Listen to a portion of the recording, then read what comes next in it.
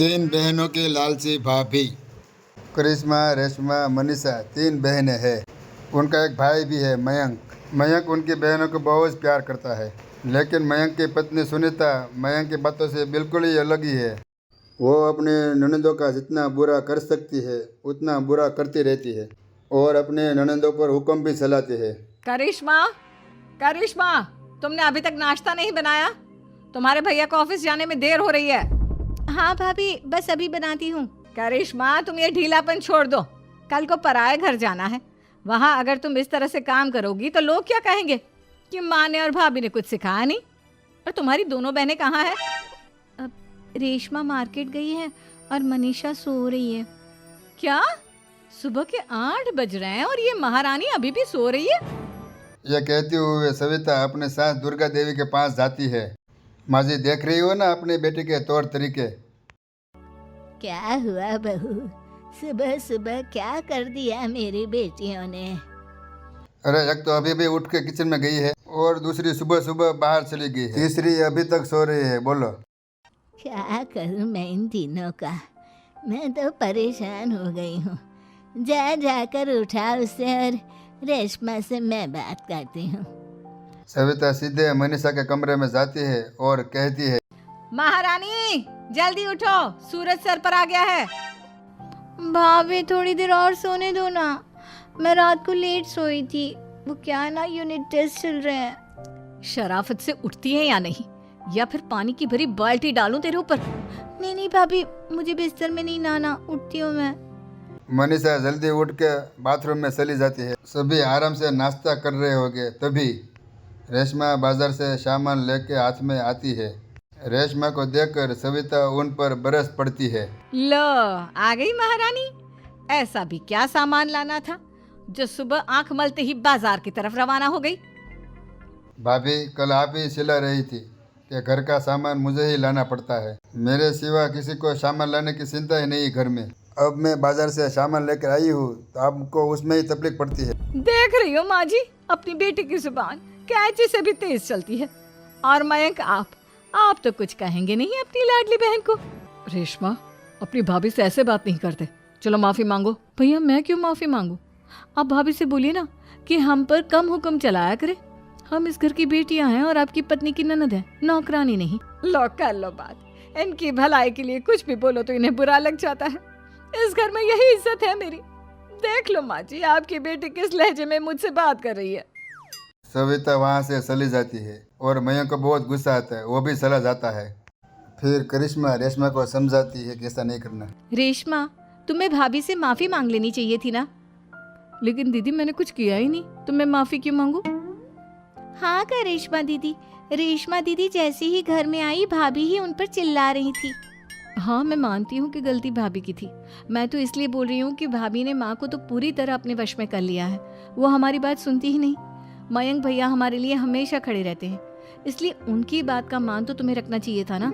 कोई फायदा नहीं दीदी, कुछ दिनों की बात और है, भाभी उन्हें भी हमारे खिलाफ भड़का देंगी। फिर वो भी माँ की तरह हमारी किसी बात का विश्वास नहीं करेंगे।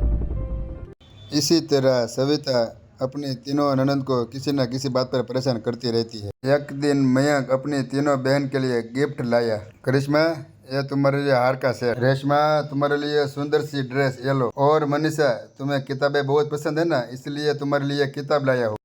थैंक यू भैया। थैंक यू भैया। थैंक यू भैया। करिश्मा, तुम्हारा नेकलेस कितना सुंदर है।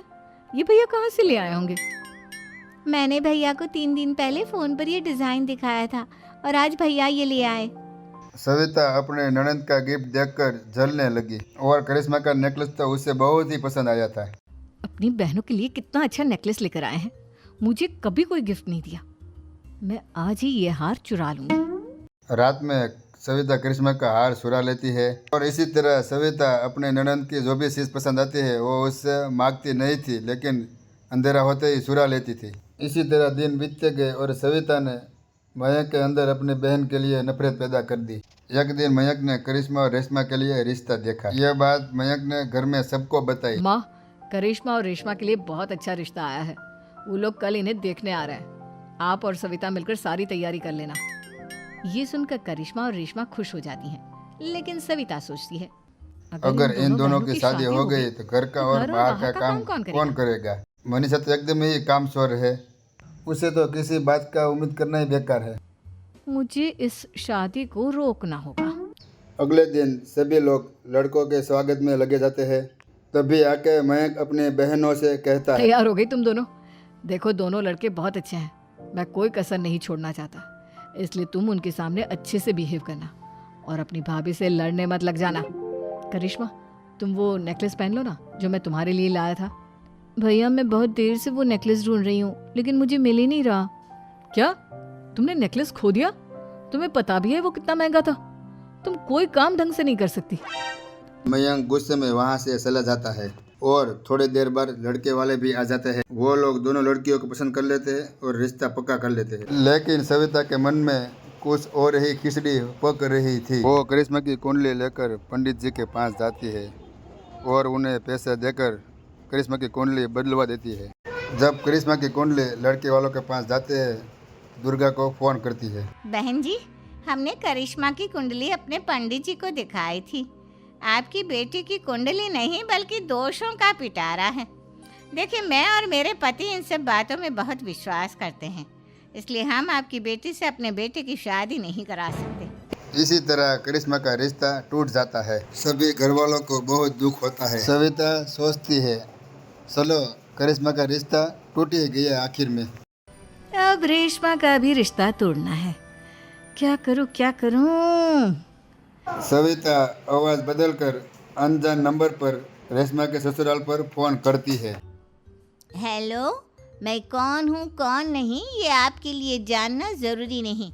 बस इतना सुन लो कि रेशमा का 2 साल से किसी के साथ अफेयर चल रहा है। बस रेशमा का रिश्ता तोड़वाने के लिए इतना काफी था सविता के लिए। अब रेशमा का रिश्ता टूट गया।